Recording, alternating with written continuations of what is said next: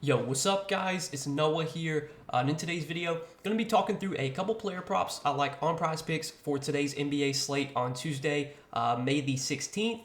We just have one game today, and moving forward, guys, we're just going to have one game a day, but I'm still going to try and come on here every day and give you guys some props I do like for the game that's going on that day. And for Tuesday, we have game one of the Western Conference Finals. We got the Lakers and the Nuggets playing on Tuesday night, and then we'll have, game one of the Eastern Conference Finals, Celtics Heat. That will be on Wednesday, and then we'll just kind of alternate days. So every Tuesday, Thursday, Saturday we'll have the Western Conference Finals, and then Wednesday, Friday, Sunday we'll have the Eastern Conference Finals, and it'll just rotate each day. But I do want to try and give you guys two plays each day that I do like for whatever game's going on that day. So I got two picks I'm going to share in this video. Before we do get started talking through these two plays, as always, if you guys do enjoy these PrizePicks videos, and if they do help you out, make sure you hit that like button down below. Make sure you hit that subscribe button if you have not yet. And if you guys are new to PrizePicks, if you have never checked them out before, you can actually sign up for PrizePicks and use my promo code Noah. If you do look at the bottom of the screen or just look down in the description, click that link in the description. When you do sign up with promo code Noah, you will get your first deposit matched up to $100. So be sure to check out PrizePicks. Take a look at all the props they have available already for the NBA playoffs. You can see all the different categories they offer. A lot of stuff that a lot of sports books don't even offer. Like you take over or under on dunks. You can take points in the first 6 minutes if you're one of those people that likes to have a quick sweat. They got field goals made. So a lot of different categories on PrizePicks. A lot of different sports as well. Make sure, again, guys, when you sign up, use that promo code Noah, and you will get your first deposit matched up to $100. Now, I do want to recap our plays from our last video, which was on Sunday. There was no NBA games on Monday, so I didn't make a video for Monday. But on Sunday, for Game 7 of the Celtics and Sixers series, we gave out two picks in that video. It was not a good day for us, man. Both of those picks did miss. It was a really, really gross game. It was a massive blowout. The Celtics, they had a pretty big lead in the second half. It was actually a competitive game in the first half, but the Sixers, man, they just went to complete shit in the second half. They scored like 10 points in the entire third quarter. We took the over on James Harden's assist at 8.5. Felt really good about that play, and it was looking really good after the first half. Harden had 6 assists at halftime, and then he managed to record just 1 assist in the entire second half. Got subbed out early because of the blowout. Just really, tough one to lose. And then we took the over on Malcolm Brogdon's fantasy score. Brogdon did nothing in the first half. He played like 14 minutes, had like 4 fantasy points in the first half. He started to get going in the second half, had a pretty good second half, but it didn't really matter because his first half was so bad, plus the game wound up blowing out, so he got subbed out early as well. Both those picks missed on Sunday. It was not a great day for us, but we're going to move on to Tuesday. Hopefully we get a good competitive game on Tuesday night. And let's talk through the two picks I do like for this game. So the first one is going to be a fantasy score prop, and I want to talk about Michael Porter Jr.'s fantasy score. This is something that I've played a good amount in the playoffs, and I feel like MPJ's treated us pretty well. I think we've hit every MPJ prop we've taken so far. I think we've taken him twice in the playoffs. He's hit for us both times. Hopefully that'll be the case again here. But I do like the over here, 26.5 fantasy points for Michael Porter Jr. So you look over his last 5 games, in the postseason, MPJ has gone over this line in 3 out of 5 games. He's kind of been, I don't want to say he's been inconsistent in the postseason, but his minutes have kind of been up and down.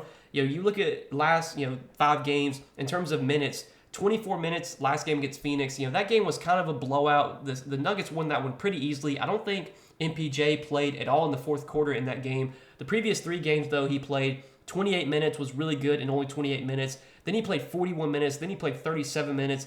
And this game right here where he went under, he played just 23 minutes. So really a lot of the games this season, or so far in the playoffs, where MPJ has gone under this fantasy score line, it's not really been because he's played bad. I mean, I guess it technically has been because he's played bad, because his minutes got cut. But that's really been the reason. It's because his minutes have gotten cut. The Nuggets, though, they're still running an 8-man rotation. They've been running an 8-man rotation basically the entire postseason. I'm assuming they're going to stick to that 8-man rotation here in this series. So the minutes should be pretty secure for MPJ. Now, he is one of the, I would say he's the one starter that's, he's probably got the most, the least secure minutes of all the starters. But if MPJ comes out and he's knocking down shots, I mean, he has a big minutes upside, and we've seen him play 40-plus minutes before in the postseason. And MPJ is a good per-minute producer. So far this season, he's averaged 0.95 fantasy points per minute. In the playoffs, he's averaged 0.9 fantasy points per minute, so he's been right around that number. And I think more times than not, MPJ is going to play at least 30 minutes. So far in the postseason, in their 11 games they played, he's played at least 30 minutes in, I believe, 7 out of their 11 games in the playoffs. He's played at least 30 minutes. And I think some of the games where he played less than that, some of those were blowouts. Like there was one game against Denver where he played 29 minutes. That game might have been a blowout. Honestly, I can't remember. Where that game was competitive, but then I think there was a game, or not against Denver, but against Minnesota. There was a game where he played 28 minutes. That was a game he still hit. And then there was 2 games where he played just 24 and 23 minutes.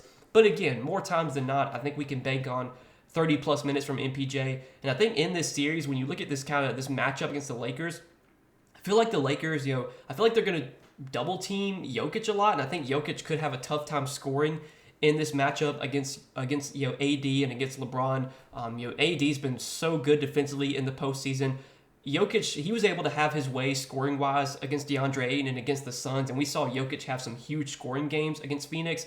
I could definitely see this being a series where Jokic is forced to do more as a passer. And if he's going to be passing more, that's going to mean a lot of open looks for MPJ. We know that MPJ is a player that when he gets the ball in his hands, he's usually looking to shoot.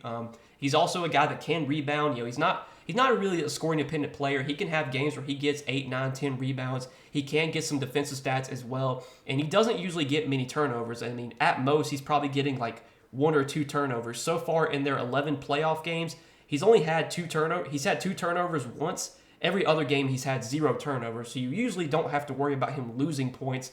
If anything, he's going to get you points from scoring, from rebounding, and from potentially getting defensive stats too. Maybe he'll get an assist or 2, but if he's going to be playing 30-plus minutes, which I think he will play here, I would bank on MPJ going over this fantasy score line more times than not when he's playing 30-plus minutes. Also, I think playing at home here is nice because, for a guy like MPJ, a role player, I've said this before, I feel like role players can really feed off the home crowd, and I think MPJ is a guy that definitely, probably plays a little bit better at home. So that's the first pick I do like for this game. And then the other pick that I like from the Lakers side, going to go to a points prop and want to talk about Dennis Schroeder's points prop of 8.5. And I also like the over here for Dennis Schroeder. So we did see Dennis Schroeder move into the starting lineup last game in their Game 6 against the Warriors. But you do want to remember that if you watch that game, Dennis Schroeder actually got ejected. He picked up a technical foul in the first half, and then in the second half, he picked up another technical foul, which got him ejected from the game. He played 25 minutes, though, after subbing out. I believe he subbed out with like 7 minutes left in the third quarter. That's when he got ejected. So he was on pace to play huge minutes in that game had he not got ejected. There's a good chance he would have played like 36, 37, 38 minutes. I'm guessing they're going to keep Schroeder in the starting lineup. This is a different matchup. I think the reason Schroeder was starting against Golden State was because they really like Schroeder's defense against Steph and against Clay. I think they probably stick with Schroeder here because they're going to want his defense against Jamal Murray. I'd be surprised if they go back to Jared Vanderbilt. I guess they could, but Vanderbilt's minutes were really they were really trending down anyways. So I'm expecting Schroeder to remain in the starting lineup, and if Schroeder's going to be starting, as long as he doesn't get ejected again, I think he probably plays 34, 35, 36 minutes. I mean, we've really seen the minutes creep up for Schroeder lately. He's become a very staple part of the rotation. Just over their last 3 games, he's played 35, 29, and 25 minutes. And again, last game, 25 minutes, but he got ejected. Would have played way more than 25 minutes. Schroeder, obviously his usage playing with Anthony Davis, with LeBron, with Russell, with Reeves, it's not going to be great. But Schroeder is one of these guys that when he does get some open looks, he's going to usually take them. He can drive to the basket. He can draw fouls. He's a really good free throw shooter. So there's plenty of ways for him to score. I'm not expecting Dennis Schroeder to go out there and score 30 points tonight, but I feel like he can get us 9 points, especially when he's playing most likely 34, 35, 36 minutes. And if you do look at so far this season since the trade deadline, because I wanted to take a look at Schroeder's game logs, since he's been a starter post trade deadline, since they acquired Russell, since they acquired Beasley and all those other guys. Schroeder has started, I believe, including the playoffs, he has started 3, 4, 5, 6, 7, 8, 9. He started 9 games post trade deadline, and in those 9 games, that includes last game. In those 9 games, he scored at least 9 points in 7 out of 9. Obviously, last game got ejected. Don't even know if we should really count that one. And there was a game against Minnesota on March the 3rd where he did start, played 34 minutes, only scored 6 points. But worth noting, he shot 3 for 13 in that game. So if he just has an even mediocre shooting game in that game, he's probably going to score 3 more points and get you 9 points. But again, I'm expecting Schroeder to remain in the starting lineup. I think he's going to play really big minutes. He was going to play really big minutes last game had he not gotten ejected. And 9 points is a line that Schroeder can definitely get when he's playing 30-plus minutes. I'd assume in the games where he's played like 30-plus minutes this season, he's gone over this points prop in a large majority of those games. Even playing with LeBron and with AD, Schroeder should still get some open looks from 3, should still be able to drive to the basket, hopefully draw some fouls, maybe get to the free throw line. 9 points, not hard to get here. I do like the over here for Dennis Schroeder. So these are the 2 props that I do like for Tuesday night's Western Conference Finals Game 1, Nuggets and Lakers. Hopefully my Lakers can pull out a win here. I'm definitely going to be tuning into this game. But I'm going to be sweating these props out as well, taking over 26.5 fantasy score for Michael Porter Jr. and taking over 8.5 points for Dennis Schroeder. If I do find any more props I'm going to be playing in this game, I will be sharing those over on Patreon.